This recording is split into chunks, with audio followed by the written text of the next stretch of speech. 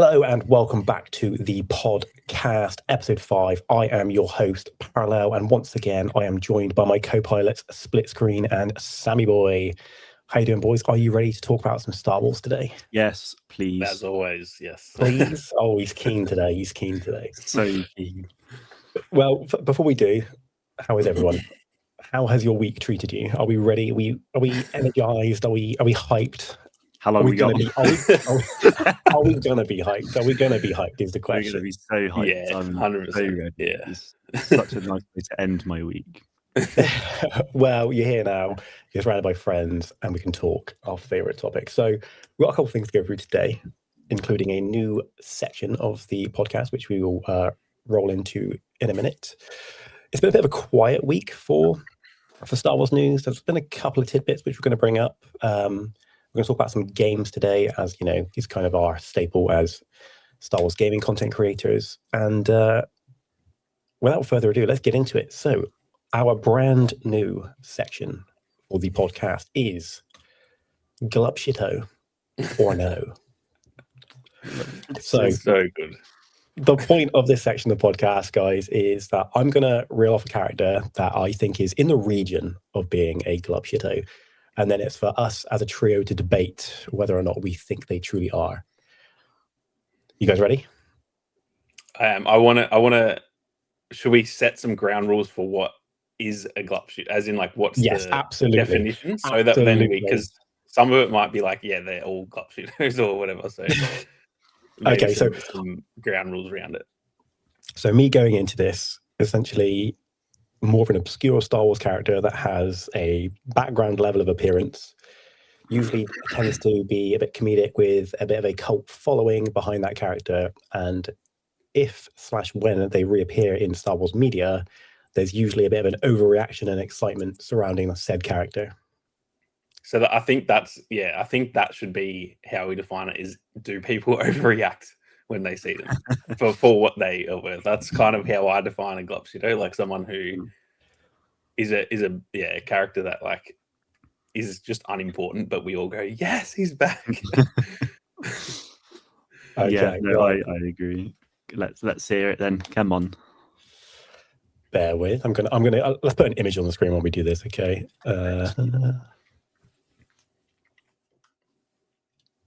Right, he's coming. Also say he, is it? It is a he. So our very first Saboba. Oh, okay. Oh, That's see, not who I was expecting. that's not who I was thinking. Oh, and this Who makes did it you Okay. think it was going to be? Quadraneros. Mine was going to be Ben or Babu Frick because we had like touched on him in the Mando stuff. Yes. So I mean, just to, Interesting. I think Ben Quad is absolutely a Glup Shitto off the rip. Yeah. 100%. Yeah. I think I was ready to like slam my desk and go, yes. Now That's why I thought we should clarify, Mm. because I was like, if it's anyone like that, the answer is yes every time, pretty much. So This is a good one though. I actually don't know about. yeah, and I This is- yeah, think this is Saboba genuine. was a solid pick here. And Mm. Yeah. I said I had a quick fact here on Saboba. So obviously Saboba main appearance is episode 1, The Phantom Menace, as the main rival of Anakin during the pod race. Saboba has 1 minute and 45 seconds of screen time in the entire movie, which is actually That's much less than I actually- expected. Mm. When I went into research it, I don't know, I'd assumed 3 to 5 minutes, somewhere in that region, and I was quite surprised to see it was only 1 minute 45. So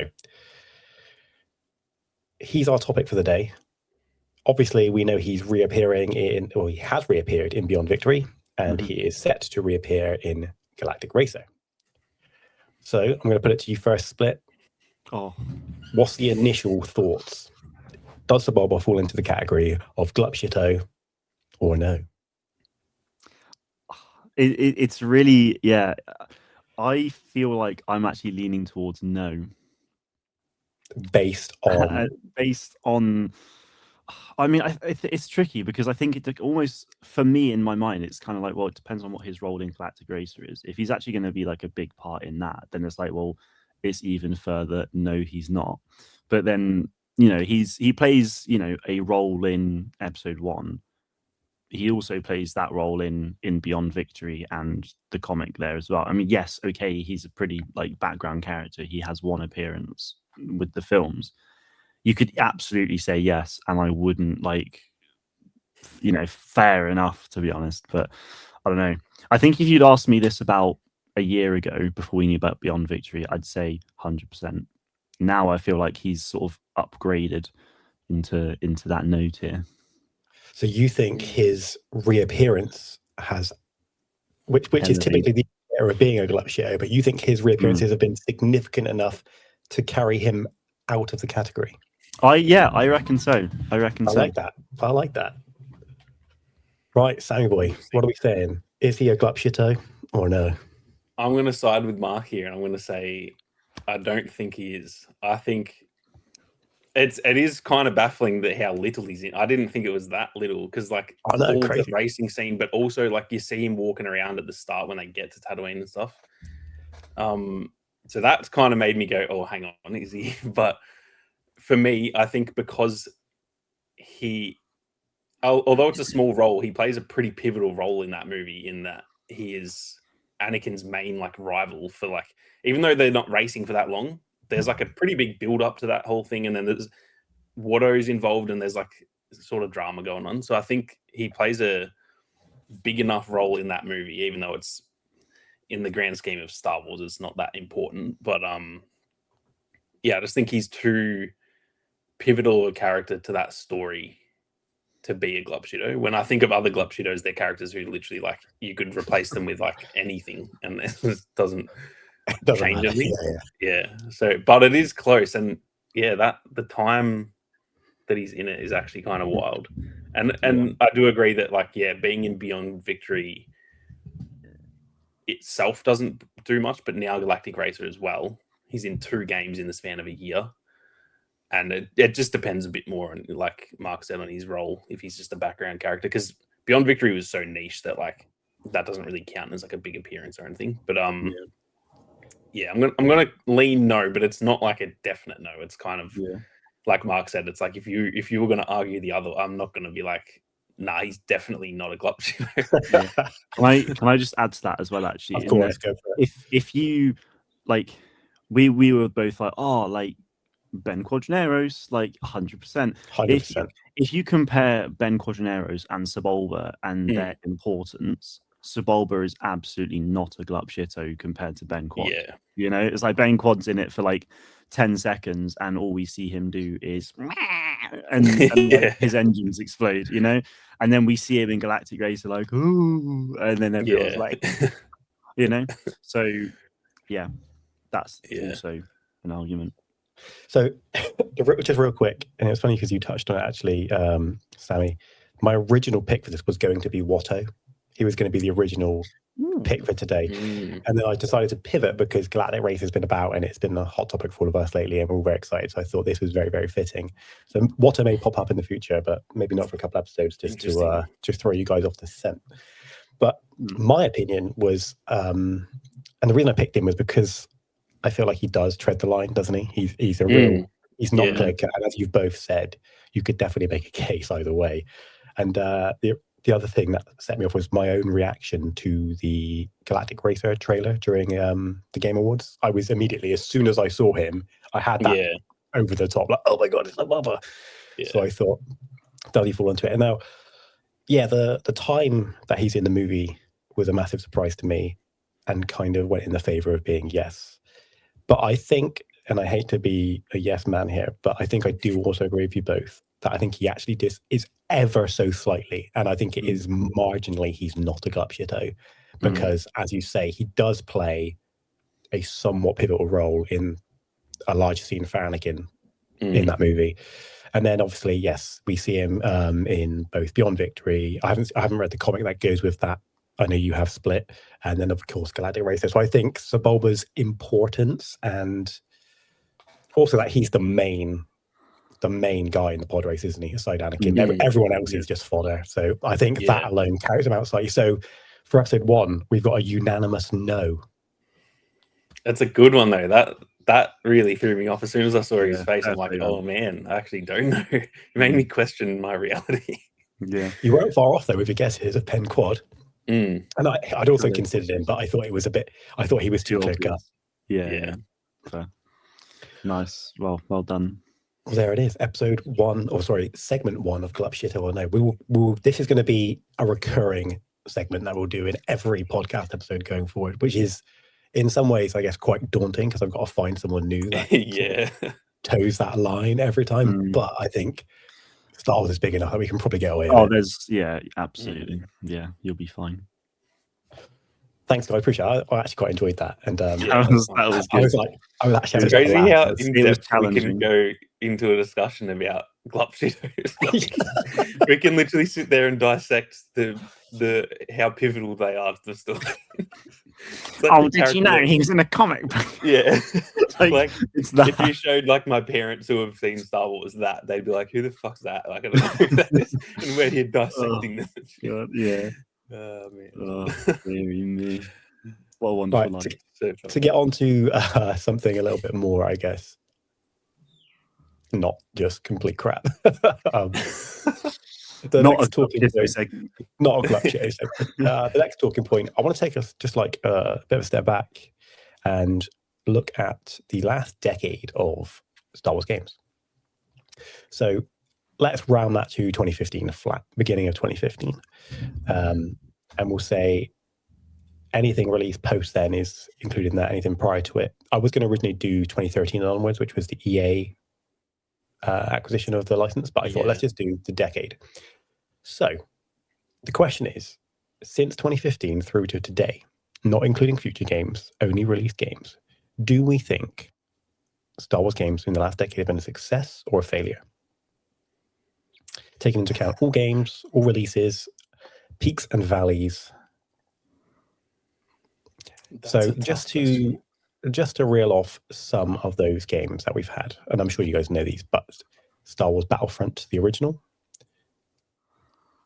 I'm going to exclude remakes as well, because since then we've had Bounty Hunter, Racer's Revenge. Yeah. So we've got Battlefront, we've got Lego Star Wars The Force Awakens, Battlefront 2, Lego Star Wars 2, Star Wars Jedi Fallen Order, Vader Immortal, Star Wars Squadrons, Star Wars Pinball VR, if that takes you fancy, the Lego Star Wars The Skywalker Saga, Jedi Survivor, Hunters, RIP, Outlaws, and that's all I've got on my list right here. Am I forgetting anything major? Tales from the Galaxy's Edge. Of course, yes. So Tales from the Galaxy's Edge, Beyond Victory, yes. Star Wars Commander, yeah. Galaxy of Heroes. Yeah, I will let what's the Sammy, Lego Castaways or whatever? Castaways, Lego Star Wars Battles. Yeah. But like, yeah. Oh, Sammy, I'm going to let you open this one up. And you can, if you wish to, you can mentally go through it in your brain from 2015 through to today, if that helps you. What's your initial gut feeling on that question? Jeez, it's very tough because, like you said, there's a lot of like highs and lows to it. So some of it, I'm like, there's no way that this decade can be a failure because, like, there's been some bangers. And then the other part of me goes, we've had a lot of the games you just listed are games that I don't kind of count, if that makes sense. They're games that I'm like, they're a little niche thing. Even like Beyond Victory, for example. I don't see that as like a big, this game came out in whatever year. Like that's not how I see it. It's for me, it's like kind of the console releases are what I consider to be the proper launches. Yeah, of course, and everyone's got their definition. So I'm not going to tell you guys what you have to include in your. It's your personal opinion and how you feel Star Wars gaming has been for the last decade, and do you think it's going to hit or not? I think overall, I would probably have to say it hasn't been as good as it could be, and so I would define that as overall. Like failure maybe sounds too harsh, but if it's either good or bad, I'm going to lean towards it's not gone as well as I would have hoped. Yeah, the failure does sound a bit harsh. I'll allow you to. But I think that that still makes sense. They've failed on what they could have achieved in that time, which sounds very harsh because like I said, there's been some absolute bangers for me. Like Jedi Survivor and Fallen Order are both like elite tier. Like they're, to me, probably top 5 both Star Wars games ever. So it's kind of, on the other hand, it's like it's hard to say that's a complete failure when they've produced 2 of the best games we've seen for Star Wars.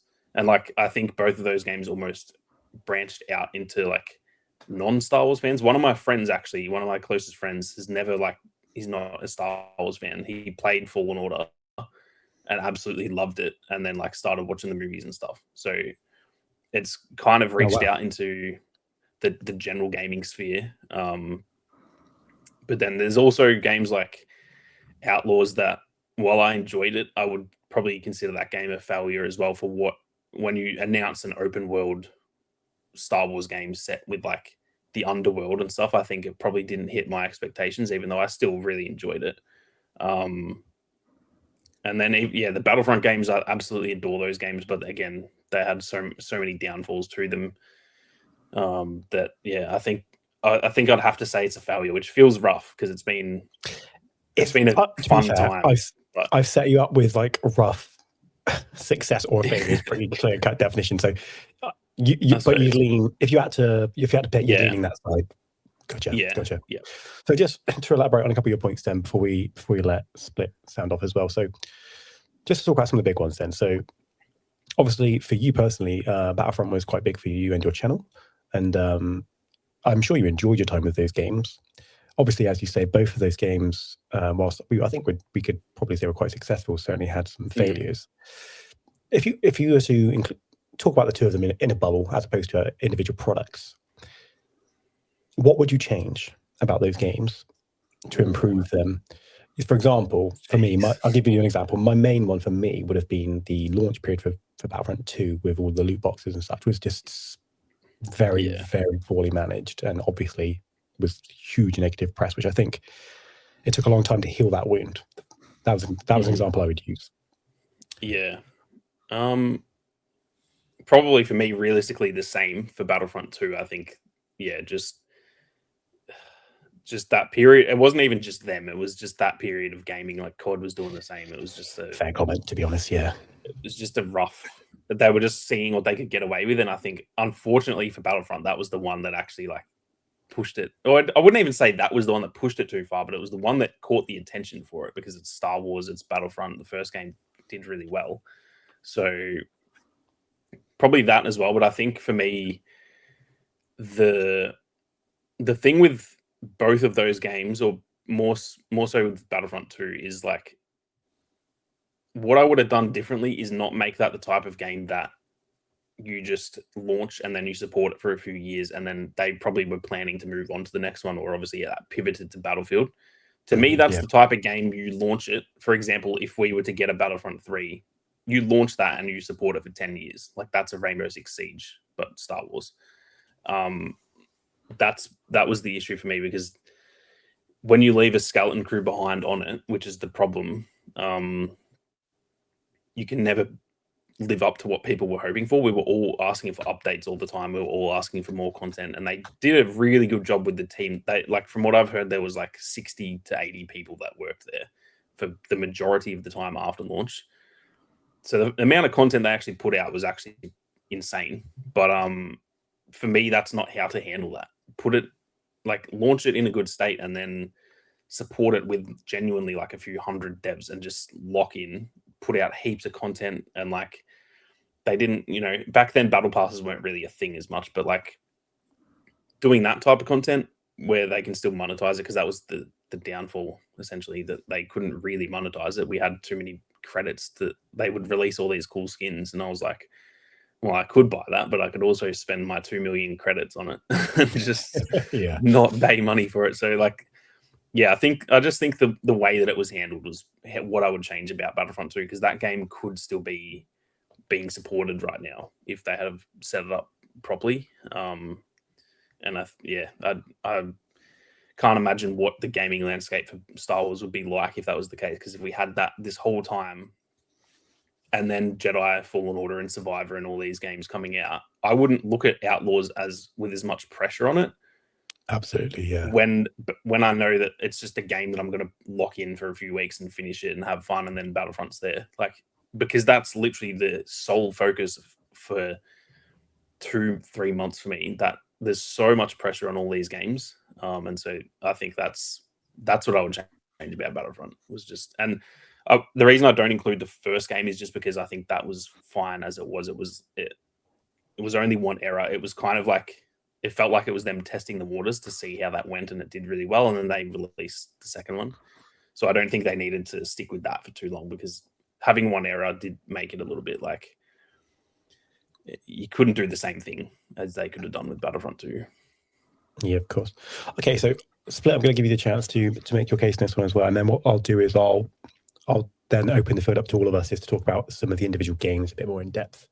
So again, same question for you, Split. Overall, looking back at the decade, and again, if you've got any examples of things you'd have changed, by all means, you can mention it, or if there's anything you think was done incredibly well, please highlight those as well. So again, successful failure for the last decade. I'm sort of similar with Sammy on this. Surprise. Yeah, I mean, like there's been some really strong games, like the Jedi series, Battlefront. I mean, even Squadrons as well. It was super niche, but it outsold expectations. Like it sold like 2 million copies or something, which was like double what they were expecting. But there's also been a lot of failures and mismanagement and poor marketing and just complete lack of understanding of the IP and where it could or should go, in my opinion. So I'd say if I was to put a number on it, I would say like a 6 out of 10 is how the last decade's gone. Yeah, I mean, I've obviously been a big fan of all of the games, but yeah, they just don't get managed in the best way. I mean, obviously, a lot of the time it might be that the players just aren't there and therefore they can't service it. So fair enough. But yeah, I mean, there's also then questions about how you've released the game and where you've released the game that makes me question that even more so. So yeah, that's sort of where I'm at overall. In terms of things that stood out, I mean, the mobile gaming market, to be honest, is like, if you have a look at like Star Wars Hunters, terrible management, marketed awfully. Great game though. Great game, but seemed like they ran out of budget for marketing, clearly. So that's awful. Lego Star Wars Castaways, Lego Star Wars Battles, actually really fun mobile games. I feel like if Castaways was released like more publicly, I don't know, it's hard. I feel like if Castaways was released free to play publicly, it probably wouldn't have lasted too long, in all fairness to it. But Lego Star Wars Battles is basically Clash Royale, but Lego Star Wars. I think that would have done really if well. That was released free to play with some form of monetization, that game would have done so well, I think. And so that's naturally very frustrating. Yeah, I mean, Battlefront 1, fine, it was one era, it got a bit boring, but it was a bit of a testing ground to see, do people want Battlefront? Yes. And then Battlefront 2 came out. I was hoping Squadrons was going to do the same, to be honest, in that it was one era. They obviously said from the start they're not going to service it, but I'm hoping that because of how successful it was, maybe once Motive finish Iron Man, they can go like, ooh, Squadrons 2, and that would like release probably like a decade after Squadrons 1 released anyway. So it would have been a while. Squadrons 2 multi-era, that would be sick. We needed more multiplayer, god damn it. I think that's it's ripe for the taking, and people are like, oh yeah, we're going to release a multiplayer game. Yeah, you're not going to give it any more content. So what, you're releasing a multiplayer game that you don't intend on servicing in any way, shape, or form, and expect people to still be here in 12 months' time. I mean, if the game's good enough, fair play. I mean, look at how many people are still playing Star Wars Battlefront 2 in 2026. Yeah. It's still one of the most downloaded games on PlayStation, and that's because of how good the game is and how much content's in there. But it's just frustrating, really. It's kind of you could look at that the other way though and go, look at how good it's doing. Imagine if they supported it properly. Yeah, exactly that. And still, like I'd be playing it. I haven't played that in years other than like a bit of Kyber, but like you know, I'd be playing that every week if there was still stuff going on. But Yeah. it's And- just that they handle it so poorly. And with how much style, look, if we had like a Battlefront 3 is the only multiplayer game we need, right? Look at how much Star Wars is releasing. I mean, let's just look at this year. In literally a month today, we get a Maul Shadow Lord. You could release like a whole seasonal content thing around that. New skin for Maul, the Twi'lek as a new hero or villain, depending on the path that she takes. Maybe she gets to play as both. I mean, it would be against the Empire, so it might be a little bit weird, but still, just add her as like a villain or hero character, and then you know, they don't have to release a subsequent hero against her as a villain or vice versa. They could just release her as a new character in the game to play as. I don't know, new Imperial unit as like a reinforcement, or new skins around that across like a 2-month period. Oh look, NMA, Mando and Grogu. Like add Embo as a villain. Add the new Stormtrooper variants in it, like Imperial Remnant or Imperial AT-AT driver as skins. An Imperial AT-AT. Oh look, you've got a new vehicle, guys. New maps. I completely. It's kind of where they were going with Hunters, wasn't it? We got our first taste of that with what they were doing with Hunters with Skeleton Crew. Do you remember we got the Skeleton Crew? Yeah, we got the skins bundle and stuff. Yeah, that was sick. Like that, which is cool. And you know, my hope for that game was that when Ahsoka dropped, we would have got some cool Ahsoka stuff. And and so on and so forth. And you know, as these live service games do these things, much like Marvel Rivals does now, it's, you know, we'll drop an MCU skin for certain projects that are landing and to coincide with them and stuff, and it works. You know, it gets people excited and it makes people feel like it's all connected and you're living in this lovely, you know, protected bubble of your favorite franchise and stuff, and I think it would work. And my view on this is actually a little bit less clear cut, and I actually really don't know if I would say it was a successful failure, because I echo the reasons you've both just made about Battlefront. Great games, but the support just wasn't there. And why there? It's so popular. The game still visually holds up to this day. You know, the mechanics of the game are still very, very solid. It runs very, very well. As you say, Sammy, if there was a team behind that, you could just be knocking out content and people would still be buying it. And Star Wars is just a limitless galaxy as well, so you'd never run out. You literally would never run out of content for a Star Wars game like that. The thing too with Star Wars is that like people are so willing to. It's a franchise people will spend money on. It's not. You don't have to worry about. Say like Marathon's just launched. Will people buy skins for that? It's not really a world that a lot of people know. Star Wars. If you put this cool ass Darth Vader skins for that game already. To be fair, it's actually very. I was playing it. It's actually very fun. It's really good. It's really good.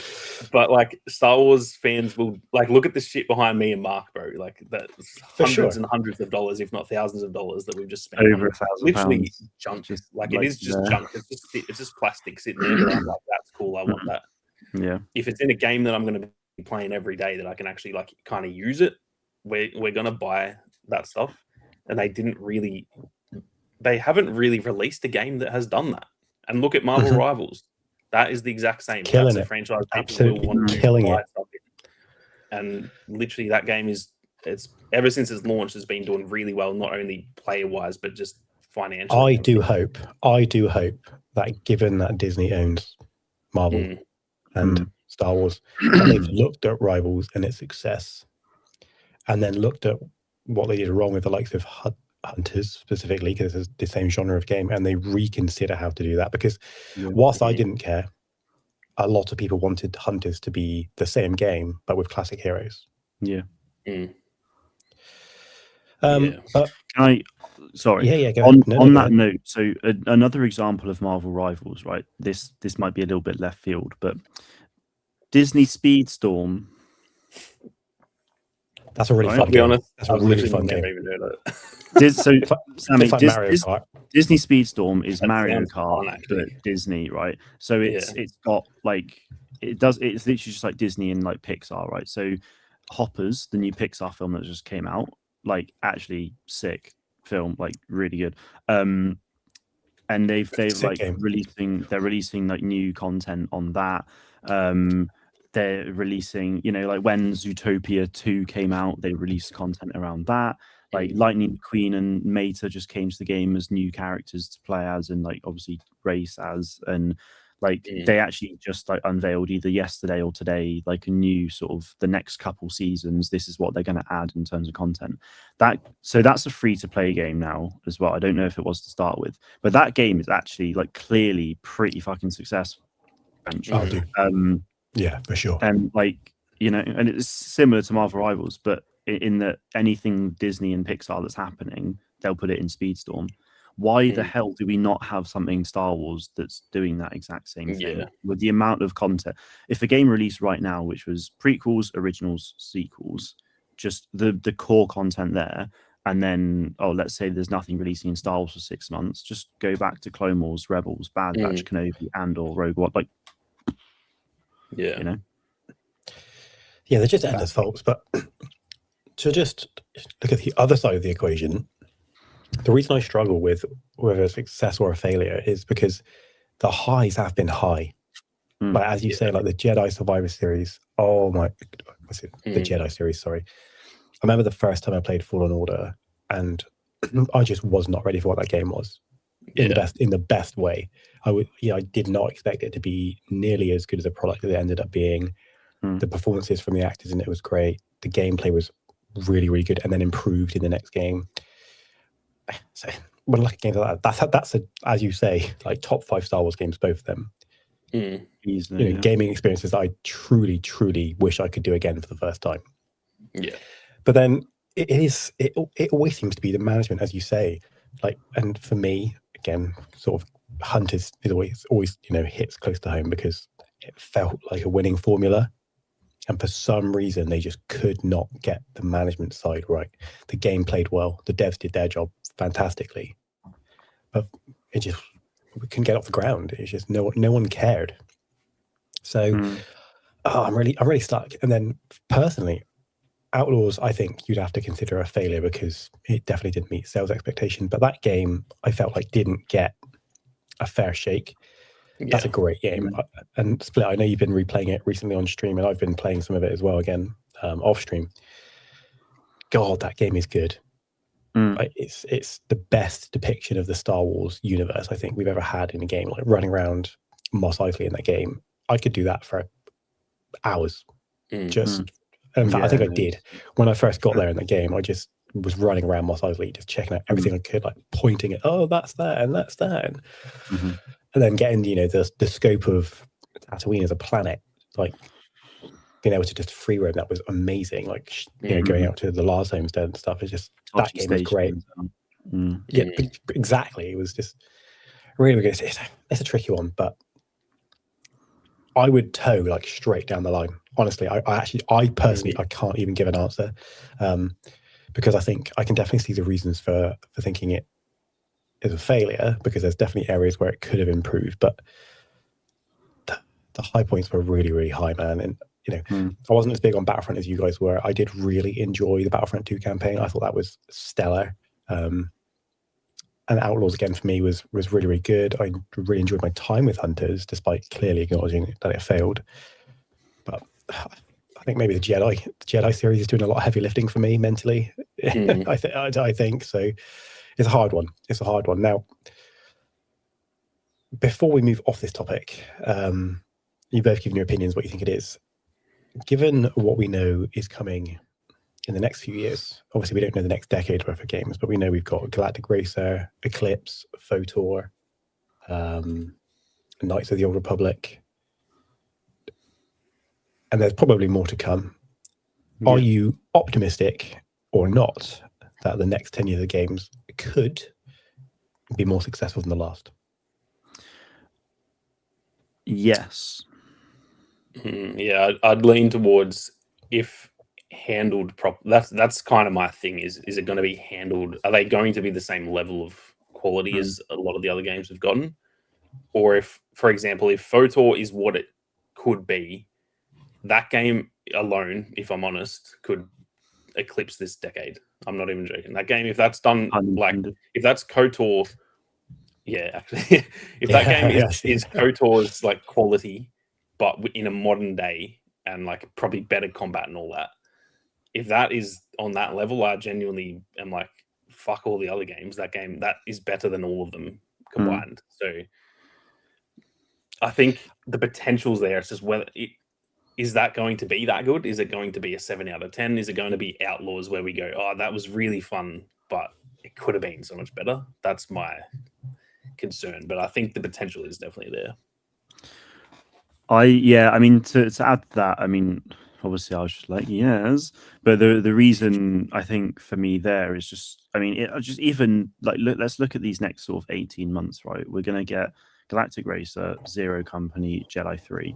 Those 3 games alone, Galactic Racer is being developed by people who've worked on Star Wars already, are insanely passionate about Star Wars, and are industry veterans within the racing genre. Like they make the best racing games out there. So that I think will be it, like, and it looks incredible. So that I think is going to be a big hit.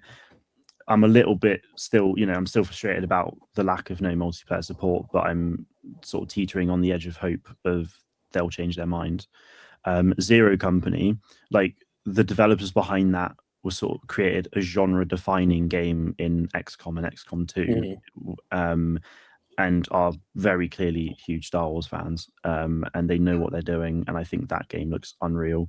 Again, disappointing that there's no multiplayer, but also hoping that that has changed since we last saw them in April last year. And then Jedi 3, I mean, Fallen Order and Survivor were unreal, so Jedi 3 I would expect to be equally as good, if not better. And then again, yeah, I mean, FOTOR, like if that game is just as good as everyone says KOTOR was, then we're in for a treat. But yeah, I just, for me personally, I need to see either a big multiplayer game that gets serviced for a very long time, or I need more multiplayer. Inject it into my veins. Yeah, that's the thing that this all hinges on for me too, is like all these games they've shown off look sick. Please give me those games. Just give me fucking one multiplayer game, please. Just one. Like, and I don't count Galactic Racer because, again, if they're not going to support that, I feel it's a little bit different. It'll still be really fun. It's not a knock on that game, but it's more, I want a game that is like, it comes out and we know that for the next couple of years, if we enjoy that game, we're set. That's the thing that I want.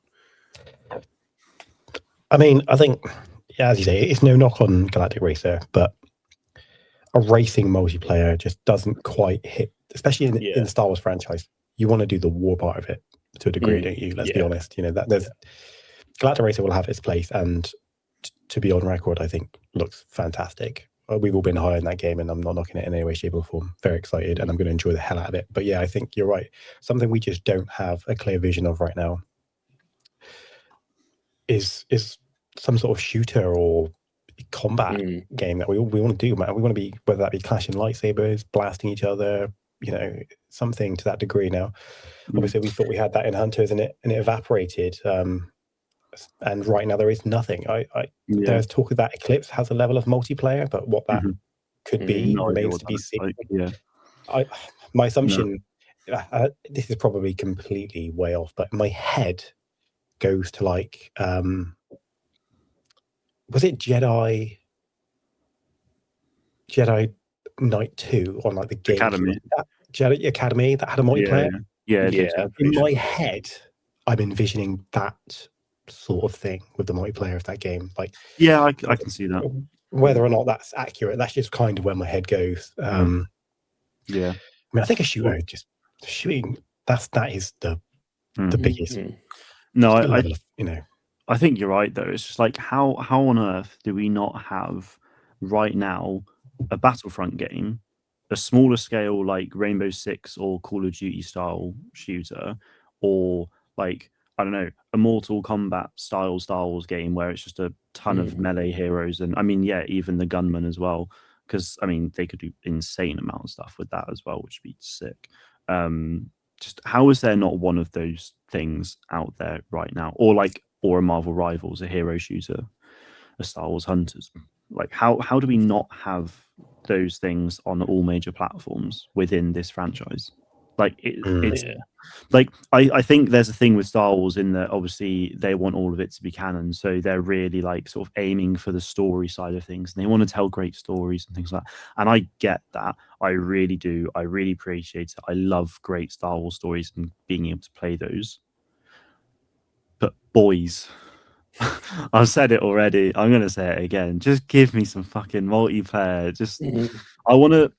You know, if I'm playing a Star Wars story, I'll play it over a weekend. I'll complete it, and then I won't touch it for months because that's just how I am. That's just the nature of it. Yeah.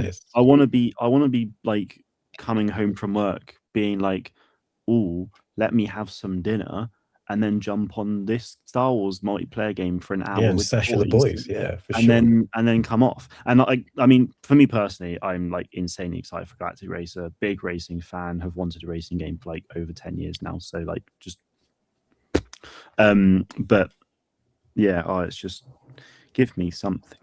Yeah, the canon argument too is really a frustrating one because on one hand I get it that you want that Star Wars has become like it's been made canon. They separated legends and now there's like a very clear storyline and set of characters and all that. And I get that.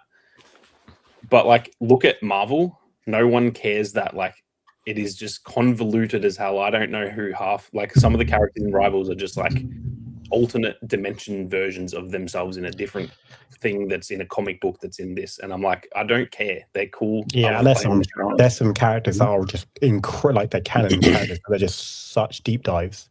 Yeah, They yeah. introduced some character called Elsa. She's like a vampire hunter or something, and never heard of her before ever. Yeah. And it's just Yeah. but it's wildly And like no successful one because the cares game's though. good. That's the thing. No one goes, oh, that like who the hell's Jeff? Why is he in this game? Everyone loves Jeff. Yeah. It's sick. Like no one cares about Glup that. Shitto or no. Yeah. Yes. Yeah. Like I think that they think that everyone will be like, I don't know, worried about it. Like, oh, what if Babu Frick's in this game and they go, oh, who's this little guy? Like, no one cares. Not one person cares about that in a. But you also know that the nerds among us will be like, yeah, they're the ones we're going to buy the skin for and shit. Like, that's yeah, the ones yeah. that we love. No, exactly.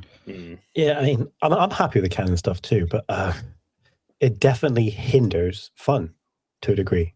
Do you know what I mean? It's like you can't have the fun element of gaming suffer so that it has to fit canon. And it's nice, as you said, Split. It's great. It's cool. I like cool Star Wars stories, and they did it with Hunters, and it was kind of cool. But man, just give me. I also, as you say, Sammy, with Rivals, I don't care if you just give me a list of characters, a list of maps. They can all do different things, and we just brawl it out to see who wins. Like, do you know what I mean? And that's even the thing with Battlefront, though, is that like, yes, that game is canon, but like, I can play as Rey running around on Naboo fighting Boba Fett. That's not canon. I can also hit people multiple times with a lightsaber that they don't get cut in half. Like it's not realistic. It's not. Star Wars has never been realistic. That's the point. It's like what was Hunted? Excuse for that. Didn't the characters wear like a special tape? That Ballada the Hutt. Yeah, it was a back to tape. Yeah, so they could survive blasters, rockets, and sabers. Yeah. They need that in the Clone Wars, bro. Like, where was that? Fact. But then also imagine like not just canon characters, but imagine like a Battlefront. But then you can put Revan in there. You can put all of these Legends characters. Yeah. Where like, and again, we're not going to be like, oh, he's not canon. What the hell? What are they doing? Like, no one cares. That'd be sick. He'd be the most bought character in the game if they had like skins for him and stuff. Everyone would be like, give me that immediately. Yeah. But for some reason, they're so scared of it. And I remember it around the time of Battlefront too, that they were like very conscious of it. They kept like, they would talk about it and be like, there's certain things we can't do because it's like, it breaks the canon of the game. And I'm like, mate, I'm doing things that are not canon currently in the game. Like, yeah. For me, in a multiplayer realm, nothing's real. It doesn't need to be real. Of course. Even in like Battlefield, it's immersive. It looks like a real war. It's not real. It's not an actual battle. They've made up half these countries and stuff. Like it doesn't matter to me. Halo did this with it was Halo. I forget if it was Halo 4 or Halo 5, but they tried to do the same thing where the multiplayer. In fact, I think it was Halo 4, 5, and then Infinite. I think all three of them did it. The multiplayer had a story. And when you were in a multiplayer match, you were like in a training simulation. Do you know what I mean? And it's like, to be fair, that's not a bad way of doing it. Give me Republic Commando remastered and just tell me that they're just training. That's fine. Yeah. Do you know what I mean? Yeah. It's like, it's such a simple explanation for it really is. And it's literally what the finals is. That game, you just load into that game and it's all like it's a game that your character is like digitally put into, and then it's all just a made up game. Like, so then when you die, it's not like, oh, how did this guy die and come back? You just died in the game itself, and then like, there's so many easy ways to explain it. But yeah, I mean, and that if you really are worried about a cannon, something like that for whether that be for clone troopers, on Camino, and then it can be like a hunter's level thing where the environments you're in are just like holograms or hard light or whatever to create environments that look that way, or give us stormtroopers who are doing their training on Imperial bases or whatever. Then you could actually just make that any location across the galaxy that the Empire occupies. So there's all sorts of uses, and multiplayer. I think again, just to rally back to the point is, I think we agree that it looks great, but multiplayer really needs something, because right now we've got, other than a multiplayer in Galactic Racer, we don't have another multiplayer title on the horizon that we can confidently say we're going to be able to sit here in 3 or 4 years' time, still grinding out, still playing. Yeah. And that's, to me, that's like the glue that holds it together. Like all these other games, to me, in a way, they all become better as soon as that happens. If all of those games we just went through get a Battlefront 3 or some sort of like smaller game, then I'm like, okay, now there's no pressure, or not no pressure, but there's less pressure on FOTOR, because if that's just a 7 out of 10 and it's just a good fun time, that's great. But if that game comes out and there's no multiplayer, I'm expecting a 9 out of 10. They must deliver a 9 out of 10, or else I'll be like, that's a flop. You have not done what you should do. Yeah.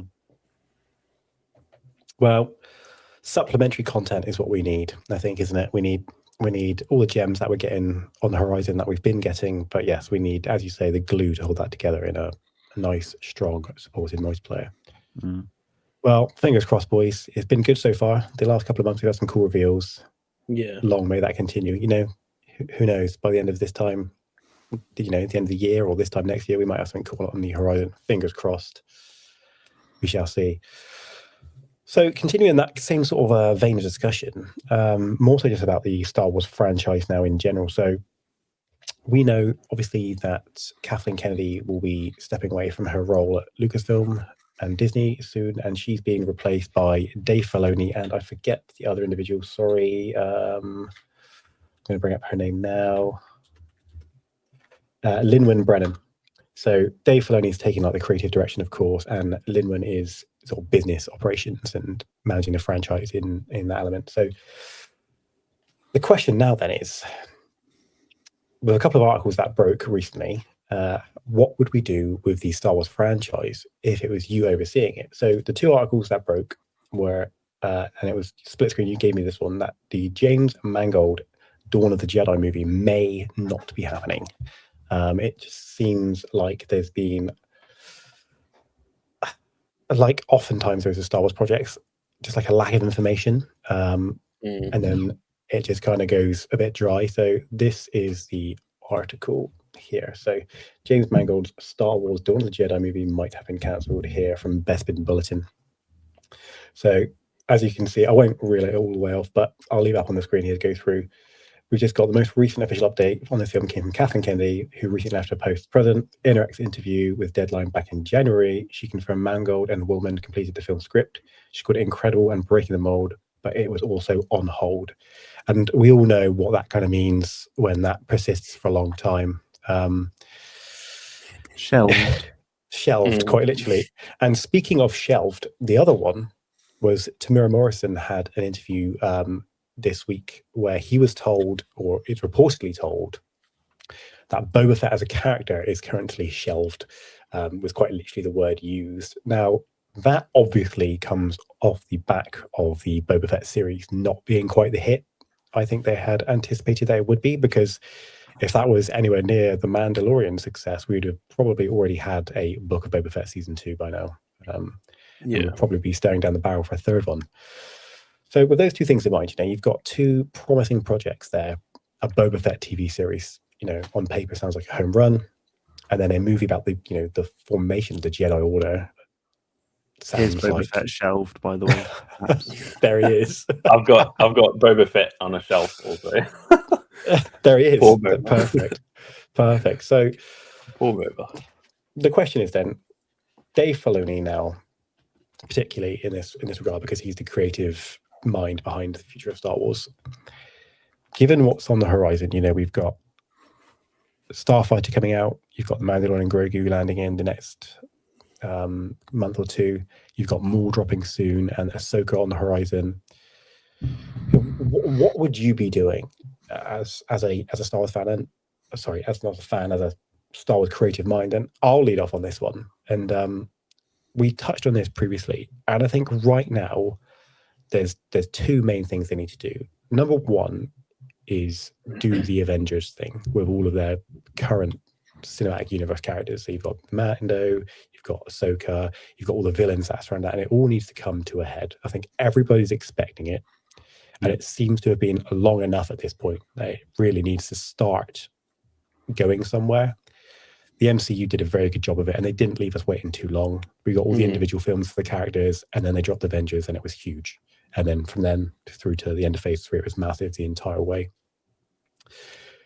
And then I think the next thing is you need to really start going back to the core roots of Star Wars. They've, for lack of a better term, they've fucked around and found out with some of these projects that people don't want some of the stuff they're putting out. And whenever they do put out the big stuff that people want, i.e. Mandalorian Season 2, Luke Skywalker being an absolute badass, it's wildly successful. So I think there's two elements. It's, like I say, bring everything to a head. Let's start moving things along. And then two, we need to start seeing some projects. And at this point, I'm fully down for them just to start recasting the original trio of Luke, Han, and Leia. And if that even involves a level of deep fakes, I can live with it. I personally didn't mind the Leia deep fake or CGI, whatever you want to call it, that they used in Rogue One. I didn't mind Luke in Mando, but then I also didn't mind Han being recast in the Solo movie. So I think fans of the franchise will get over a different face if it really needs to be. It's not the end of the world. It's just disappointing to see news like this, because this Dawn of the Jedi movie sounded sick. That sounds unbelievable. I actually think that's one of the more interesting projects that were on the horizon. So it's a shame. What was the other film that happened to? It was Rogue Squadron. Rogue Squadron. That's it. I forget the lady's name who was directing that. Patty Jenkins. Patty Jenkins. That was another, wasn't it? Which is indefinitely paused and on hold, and then before you know it, it just disappears. So that's my thoughts on it right off the bat. And I'll let you guys dive into it. Feel free to choose between yourselves who's going to lead on. But what would you do if you were in charge of the Star Wars franchise creatively right now? Specifically talking the traditional media of films and TV. I personally would go forward and back with like a little sprinkle of nostalgia. And what I mean by that is, I think the interesting thing, it'll be based on how the sequels have gone. Going forward will be really interesting to see how that goes. Obviously, if you're introducing a ton of new characters, then I think it'll be fine, like Starfighter. I think you just need to keep pushing Star Wars franchise beyond, because we know it's got a vast history, but it's also going to have a vast future. So for me personally, I'd want to explore what that future looks like. But I'd also really want to go back to doing some stuff in the Old Republic, like sort of the KOTOR era as well.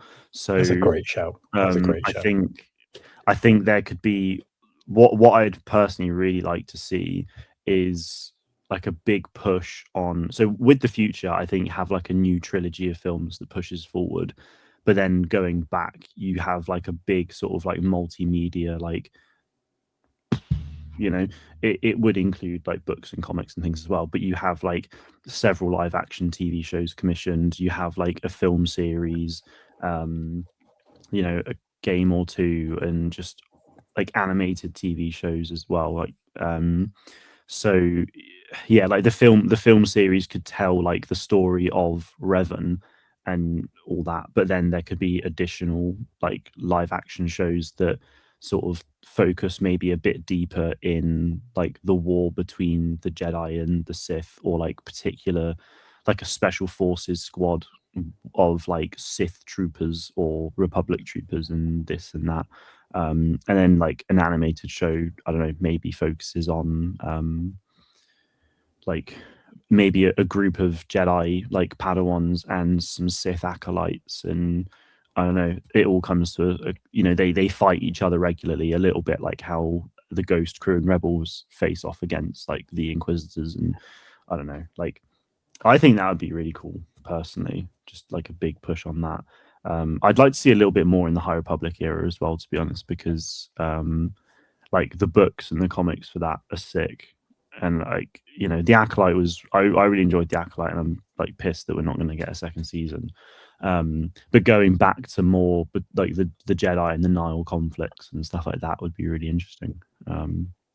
But so I do a lot, just a little bit. Just a little bit. In terms of that, that sprinkle of nostalgia bit as well. Yeah, I'd bring the Mando saga to a close at the right time in that sort of Avengers style, climax of, Thrawn, big bad Thanos, and then I guess Thrawn gets defeated and gets killed or imprisoned, whatever. I'd do that, but then I'd also like to see. This was like a rumored project ages ago, but I'd love to see an animated series of Luke Skywalker training his new Jedi Temple. Like we see it being built in the Book of Boba Fett, and we see it in flashbacks and some comics and stuff. So let's see it in animated form in a really fun way with a bunch of new voice talent. That'd be really cool. Just a few for sure. I like all that. Sammy, what about you? I feel like the Revan idea is something I've always wanted to see. That's the first thing that came to mind, is like, give me like a movie, like a trilogy of Revan, introduce him to, like, because as much as KOTOR is a huge thing, Revan's still a pretty niche character in terms of casual fans. Like my parents don't know who Revan is, for example. Yeah, for like, sure. My dad didn't know. The cinemas, yeah. Like I think that would be a great way to do the more fan servicey thing to win people back, because obviously like the franchise is in a bit of a rough place in terms of what people think of it, and I think that like having a really good Revan trilogy, or just a movie in general coming out, people go, oh, they're actually like doing something that we want to see here, with a character that there's also a bit more leniency there, because it's not Luke and Han and Leia where we know so much about them. I think because KOTOR is like legends now, you can do a Revan story that's different than the games or whatever. Like you can kind of do what you want there. I think as long as you pay enough respect to the game, because that will obviously piss people off if you completely change it. But if you have like a lot of nods to the game, but it's a different story, I think that's fine.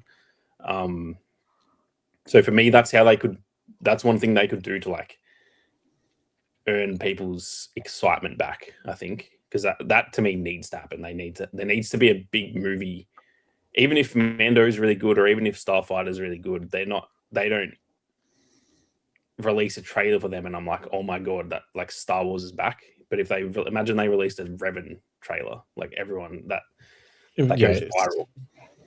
So for sure, that's kind of one area that I would love to see. But then also, like Mark said, I think the future of Star Wars, Rey stuff and beyond, and like Grogu is a big part of that for me. Grogu after Rey's dead in however many years, he should be the face of Star Wars, in my opinion, depending on how the character goes. But yeah, I just think that is also a big thing, that once you get past that era, there is unlimited story to tell. We don't have to be bound by, but we have to make it all line up with the original trilogies and stuff. Like you can do literally anything you want at that point. That's something that would excite me. And I think tying the Thrawn stuff into that would be really cool to see, because for me, I want that next era to be like the unknown regions becomes the threat.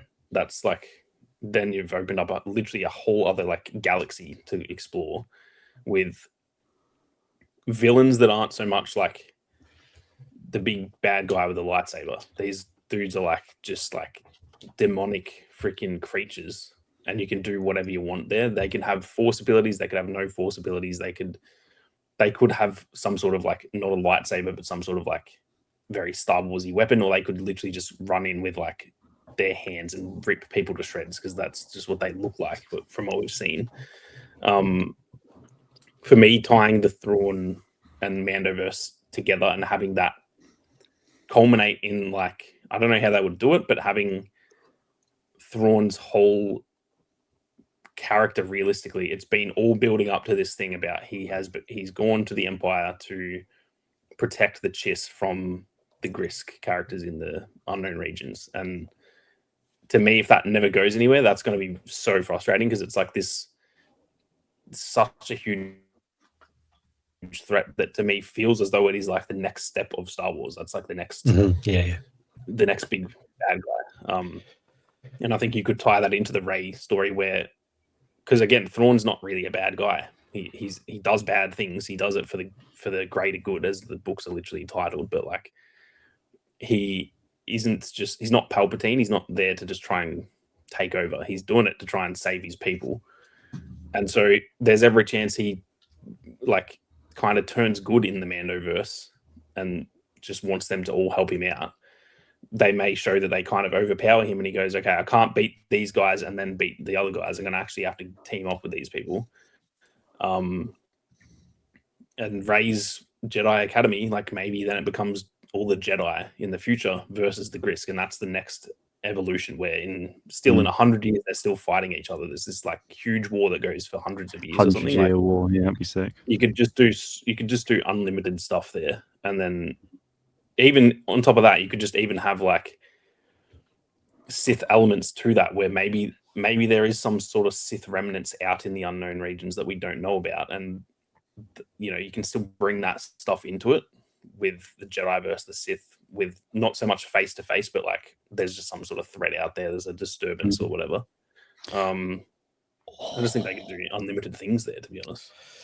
I've just had an interesting idea that like imagine, so this is sort of thinking back to obviously like the Sith, but then you've also got like the Knights of Ren, and I'm currently reading Phase 2, The High Republic, where it's very much explaining about the path of the open hand, right?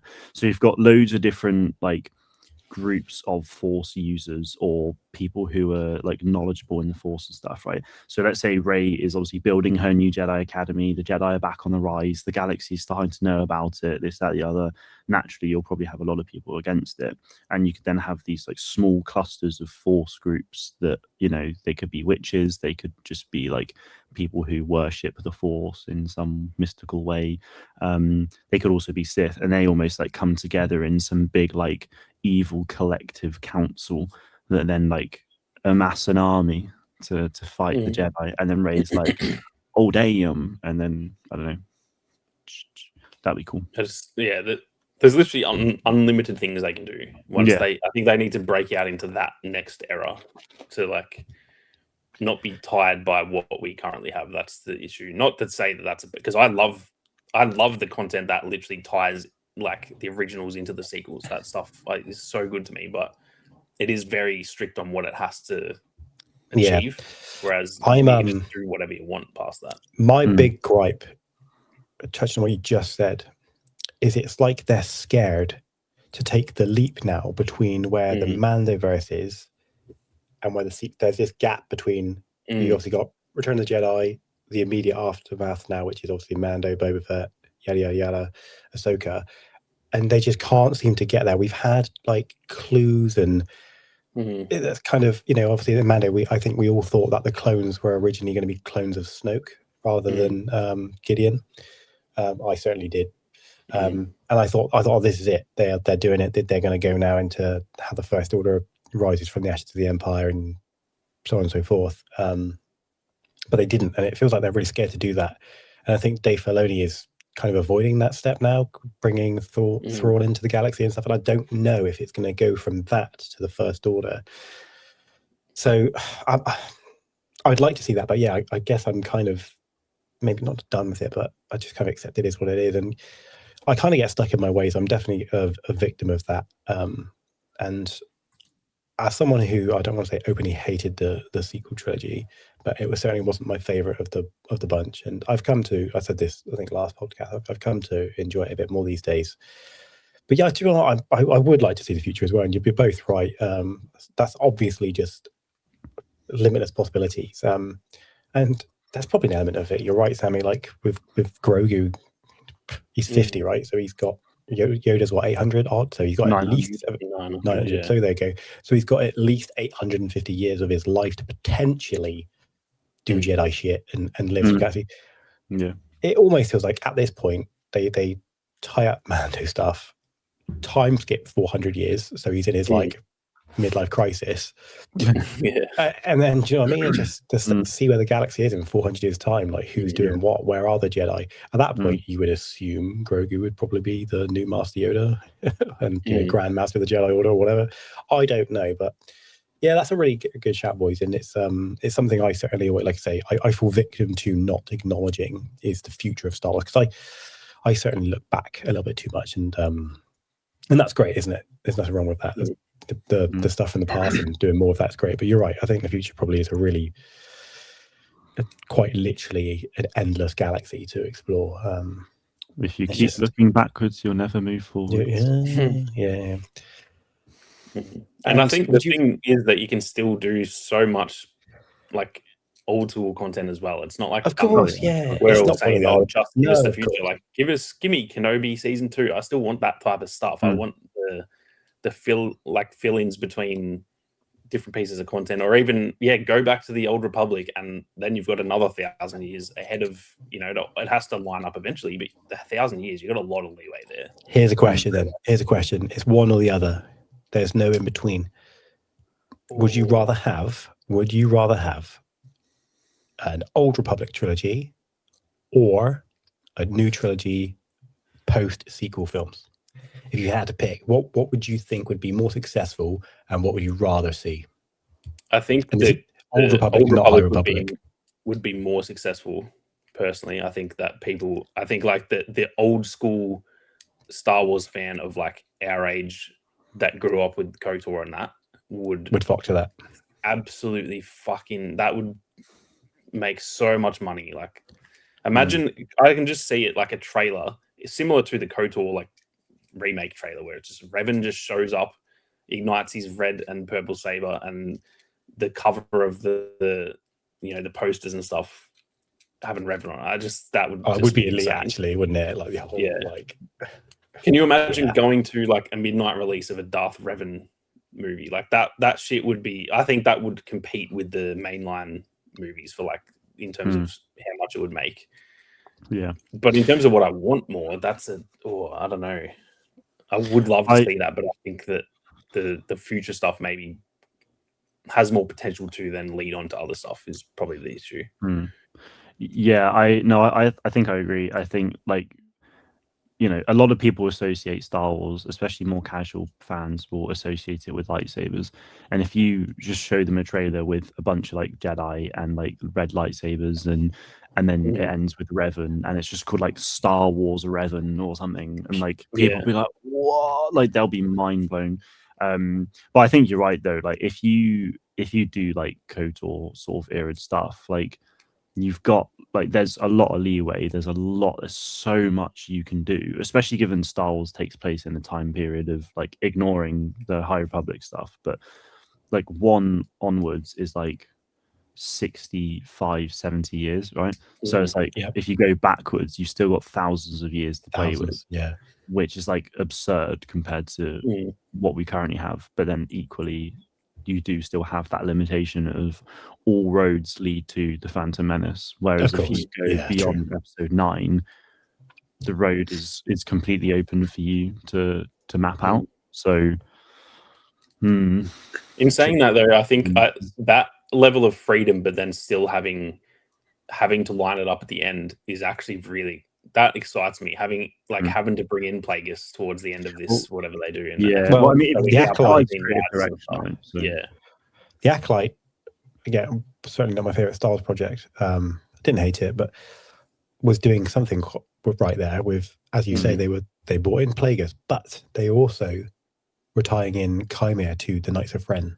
Yeah. So you had it doing two things. You had it going this way and meeting the prequel trilogy, and you had it going this way to tie up with what the sequel trilogy ends up doing. And I think that was actually really smart to try and do both in one fell swoop, because it was almost like they were setting up the Knights of Ren to be an offshoot of the Darth Bane lineage of Sith. Yeah, because you've got. My assumption is, for some reason or the other, Plagueis would have disavowed Chimera, who would have then gone on to form the Knights of Ren, which could have been cool as fuck. Yeah, like and, it would have been sick. That validates Kylo Ren a bit more personally to me, having him his entire training is, because we were always told he's not a Sith, but then he certainly would have had some Sith sort of ancestry, if you want to call it that. It could have been sick, man. And despite not loving that show as much as some other people, I think we're worse off for not getting a season 2. Yeah, I agree. I felt like that was going to be a good season 2. I think the season 2 felt like a bit of a setup, and I'm in the same boat. It had some cool moments and stuff. I enjoyed it. I'm glad I saw it, but it's very low down on my list personally. But when it finished and we saw Plagueis and stuff, and I'm like, oh shit, season 2 is going to be cooking, and then they just cancelled it, and I was like, okay, well, what was the fucking point of that? Well, exactly that. I again, similar to you, saying I felt some way about it, but two things is, the ending with Plagueis, my eyes were wide open at that point. I was very excited. I was like, okay, season 1 is what it is. Give me season 2. Let's go. Yeah. And they said it was I think Leslie Headland said she thought it was a better fight scene than the Duel of the Fates, which I disagree with, but the forest fight scene was damn good. Yeah, that was sick. I don't know if it was Duel of the Fates good, but it was damn good. Like, I think probably choreography wise, it was probably better.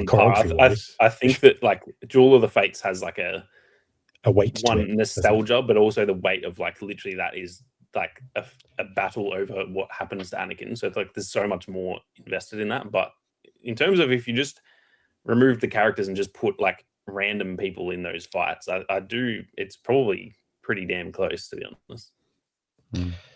Couple jaw-dropping moments in that was one when he was using his gauntlets and his helmet to like fizzle out lightsabers was so sick with the cortosis.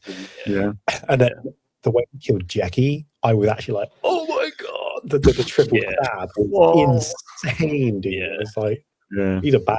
And tell you what, again, that's one I think we are, much like Kylo Ren, Chimera and Kylo Ren both stand out in their element of Star Wars, and it's a shame we haven't seen more justice for Manny. Come on, boys. He was great, right? I think we can all agree he smashed that role. Yeah. I got a photo with him at Celebration last year. Did you? Oh, dude, let's go. And he's just so nice. Like, we obviously don't get a lot of time to interact, but I was just like, I really hope you come back. And he's like, thank you. I want to see you kill more people. But the thing is, like, even if they continue this show in animated form, like, just I want this story to continue so bad. Like, it's so frustrating. And I feel like, I don't know. I mean, I'm easy to please, right? But I just feel like I've been so like slapped in the face recently with Star Wars at times, honestly, because it's just like Star Wars Hunters came out, and then and that was awesome, and I'm not going to get into it. And then like The Acolyte, again, for me, enjoyed the show. I thought it set up great for what would be a crazy good season 2, which actually we would probably be getting around now, or like in like next year maybe. And it's just infuriating, because there are like so many people, like the arguments people had for the show being bad was, oh, Ki-Adi-Mundi's there. We actually had meltdowns about his birthday. Like, that is insane. That's wild. People were like, oh, there's fire in space. That's not possible. Have you watched any Star Wars movies, bro? Well, there's that, but it was literally a gas valve that was leaking gas. There also that can be explosions in space when there's air inside the freaking Yeah, ship and exactly. it explodes. It will Like- explode and then it will quickly vacuum out. That is People were literally like, actually, it's not scientifically true. And I was like, actually, well, fucking is, mate. Like, There's it's also not hard. the argument that this is a universe where people have space magic and change people. I know. That's Yeah, the part that really move pisses me. objects It's with their like- mind. I can get over a flame in space if that's what it is Yeah. for the visuals. And good. It's also, like, oh. the Death Star, bro, that literally freaking was the biggest Pop. explosion. It's like a nuke. Yeah. Like, but that's fire, but that's allowed because that was cool. But this one that I don't like is not cool because I said it's not. not that fire. No fire over It's- here. Yeah. Yeah. Oh, you Crazy, like man. your seismic charge, do you? Oh, but Yeah. oh, no, not realistic, guys. Sorry. Yeah. Oh, Sound God. in space. It does those arguments really piss me off, man. But that's like, what like come on now. that's what infuriated me so much with the Acolyte is because like 95% of the arguments was that level of argument. Yeah. I'll tell you what. One more thing, guys, because I know we're running on a bit of time here before we close out. We've got about 10 minutes left before we need to shut this down for good. This is just now kind of the top of my dome. Do you think, and I think we will probably agree on this, do you agree that Star Wars fans are their own biggest enemy in terms of what we get from the franchise, be that games, be that TV, any media? I think there is a real problem in the franchise of, obviously we know there's divisions and that's driven by various things, whether that be age demographic, political demographic, people use certain things, and it's all ridiculous, but the amount of things we lose out on because people almost make a political or a personal stand against things, such as, I'm going to use an example, the Kenobi show, because of Reva's inclusion. Some people are like, nah, that show sucks, not supporting it, not watching it. And the future of that series is now kind of waning in the balance. We don't truly know if we're going to get season 2 because people made a big, faff about it.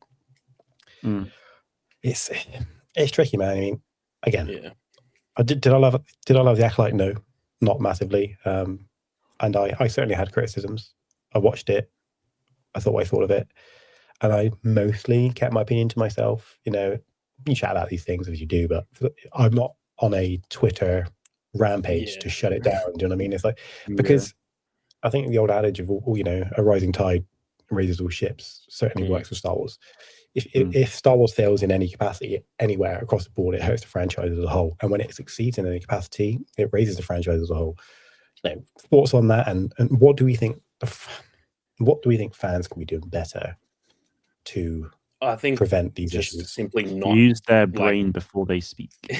Yeah, I think what you just said is such a good point. That people, what really annoys me about like discourse around Star Wars is that people go into a movie or a show or whatever with a preconceived idea of what they are going to think about it. So Acolyte's coming out. Oh, it's got a lot of female characters. Oh, this is woke. I don't like this. Boo that. Like, just fucking watch it first. And if you don't like it, like you don't like it, but your criticisms are legitimate, that there's just certain things about the story or the pacing or this or that you don't like. Yeah, but just on that, it was pretty, for me, just to be clear, it was mainly story. It didn't hit for me, and that I don't care who the actors are or whatever. Yeah, that's the thing. Like, those criticisms, you'll never hear me like arguing with someone about. Like, if you say that the story wasn't good, I'm not going to be like, yes, it was. That's bullshit. Like, I don't. It's an opinion. It doesn't matter. But if you're going to be like, there was fire in space, those are the arguments that I'm like, you have just been waiting for something in this show to look a bit wrong, or to the acting's not that good there or whatever, and you're pouncing on the chance to shit on this show or this movie or whatever. That's what I think Star Wars fans, I think in every fandom there's probably that, but I think Star Wars fans are like rabid at that. It's just like, for sure, there's a female, so fuck this show, everything's terrible. Like, oh my god, she's like Reva, she's black and a female, and she's got a lightsaber. That's wrong. That's not, like, fucking it's shut wild, up. Seriously, man. it's crazy. insane that people latch onto those sort of things and then genuinely like ruin the discourse. I couldn't just talk about that with friends without some nonsense coming up about it. It's like, yeah, that is what ruins the feeling around Star Wars for me. I think is that there's so many times when there's a show like Acolyte where I would like to just discuss it and be like, oh, well, this, I didn't really like this episode because this and that, whatever. But all the discourse you see is like, oh, why have they got a female as the lead or whatever? Or why is there fire in space? Or just shut up, man. Seriously.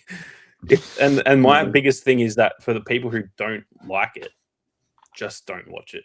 It's that simple. There's so much shit I don't like in Star. I will probably never watch The Acolyte again. I don't hate it, but it was just kind of mid to me, so I just won't watch it again. It's that simple. I'm not going to fucking sit on Twitter whinging about it every day. I'm just going to be like, well, when it comes up in this sort of conversation, we can discuss it and that. But you won't hear me bringing it up on the next episode, being like that. Fuck that show. That's just like such a weird way of living, in my opinion. Like, just the things you do like, focus on that, talk about that, have fun with that. The things that you don't like, you can criticize them, but when you just go on and on, or when you lead into it with a preconceived idea of what you want to like or dislike, that it's just like, no one cares about your opinion, man. Just shut up. No one. The thing is, though, no one cares but the actual freaking showrunners and all that do, and they cancel the next season. That's the problem with it. That's the problem. It actually gets such discourse around it that, like, it does. The vocal majority of people, or the vocal minority of people on the internet, make it seem like it's the worst thing ever, when probably 90% of people that watched Acolyte were just like, yeah, that was all right. Like, it was fine. But if you look on the internet, it was the worst piece of media that's ever been made. Pretty much. Yeah, I mean, I feel like Sammy kind of just like nailed it on the head. I mean, I just think people need to use this instead of this a lot of the time. Yeah, for sure. Like, particularly when it comes like, look at like Star Wars Outlaws. People are like, oh, Kay's not insanely attractive. Oh, it's like, bro, who the fuck argument cares? I always said for that game in my comments was like, if you replaced Kay with a cool ass guy character, that would not change the game 1% for me. No, it doesn't change shit. Literally not one thing about the game. I would have the exact opinion about it. It doesn't change one bit. And you know what? Exactly. It's well because they don't have Kay in that game running around like being particularly feminine either. Like, she isn't being a wimp. She's not like falling into the arms of a hero. And do you know what I mean? Like, as you say, you could have made her a dude and it would have been exactly the same. She's running around knocking stormtroopers out with her bare hands. Like, I mean, it's like the Outlaws discourse actually kind of gets under my skin, because that game was pretty much like smear campaigned, in my opinion. It was literally from and just Ubisoft as well. I think they often just get it was a double whammy. It was a double whammy, the UB hate and Star Wars hate, and it's and look at that, we now will not get a sequel to that game. I think that's been confirmed, right? That it was cancelled. Yeah, it was a while ago. I mean, it's been a really big success through Xbox Game Pass. Yeah, and good. I'm glad it has been. But like, that likely won't change anything because it didn't make the initial money that they needed it to make. And yeah, it's just annoying. Like, yeah, Star Wars fans are our own worst enemy. Just I will say, I don't agree with it, but did you see the creator Mauler made like a 20-hour video about why Star Wars Outlaws is a bad game? See, that's the sort of shit I'm like, brother, touch grass. Seek help immediately. Sorry, it's 17 hours and 38 minutes long. God, bro, and I couldn't. If you about the games that I love the most, my favorite shit ever, you could not pay me to fucking discuss something for that long. How are they doing it about shit that they don't like? Hey, the video has 1.1 million views. It's probably set dude up for life. Yeah, maybe. Crazy. The thing is, like, there's so many things that I've sort of been like thinking about or seeing, and through some of the work that I'm doing, like outside of all of this, I'm learning a lot about like mental health and all this other stuff. And it's just like, people like this actually should genuinely go and get checked. I'm not even like, I know that's quite a harsh sentiment, but like, I actually do believe that, because I think it would help them so much, and therefore help the franchise. Because god damn, that it's sort of wild. lifestyle, doing like just It's focusing on not just healthy. hateful stuff. Like Yeah. those people must. I'm not trying to sound like rude or anything. Those people must have a really, really miserable, sad life. Like they must just wake up every morning and be like, I fucking hate my life. And Yeah. no, I don't want that. They're annoying. I don't like them, but like I want everyone to be happy. I was just about to say don't something. want that. You know, you don't want me. I don't take pleasure in seeing anybody like not enjoy the things they want to enjoy, and that's also to be clear, these people don't have to love these things. I don't love the Acolyte. I did like Outlaws. People don't have to like Outlaws as a game, because it certainly has its faults. It's not a perfect game by any stretch of the imagination, but Star Wars just seems to, more than any other franchise, really pull people into these deep sort of entrenched positions, I think. And it's just I think as a fandom, the Star Wars franchise in a nutshell needs to be able to get out of its own way. Let people enjoy things, enjoy the things you want to enjoy, because it will all be better for it. We'll get better projects. We will get more projects. We will get continuations of projects. I mean, I personally hope to see a Boba Fett season 2, a Kenobi season 2. Dude, even hell, as I said, I didn't even like Acolyte and I wanted season 2 because it did have a good ending. It's just, I don't know, man. Star Wars, it's an interesting fandom. I don't know why it's like that. I don't know what about it brings that out. Do you know what? Just to end on a positive, I think it's because Star Wars is so good, dude. Star Wars is that good. The original magic, captures everyone to such a insane degree that everybody has an opinion or formed an opinion on what they think is best for Star Wars to continue. And I think ultimately it's a testament to how good Star Wars is and the world that George Lucas created. Unfortunately, people on both sides, and it's certainly not, I won't ever just point the finger at one side. People on both sides can express themselves in their own way. And I think everyone needs to take a look in the mirror, agree that this is all just fun, and just be able to enjoy it. Yeah, it's all make believe, guys. We don't have to like ruin our lives. Exactly. And on that bombshell, this has been another episode of the podcast. Thank you, Split Screen. Thank you, Sam, for coming along today. It's great to have you guys always. And remember, everyone watching at home, Star Wars is awesome. Enjoy what you want about the franchise. Love the bits you love. And make sure you look after yourself. Up in parallel, Split Screen, Sammy. Any final words? No, I think we touched on it all. We all got a little rant out. So. Yeah. Thanks for listening to us rant about things. Enjoy the things you don't, or enjoy the things you enjoy, and be constructive in your feedback, please. Can't put it better myself. Appreciate you guys, and we'll do this soon. Yes. Cheers, guys. Peace.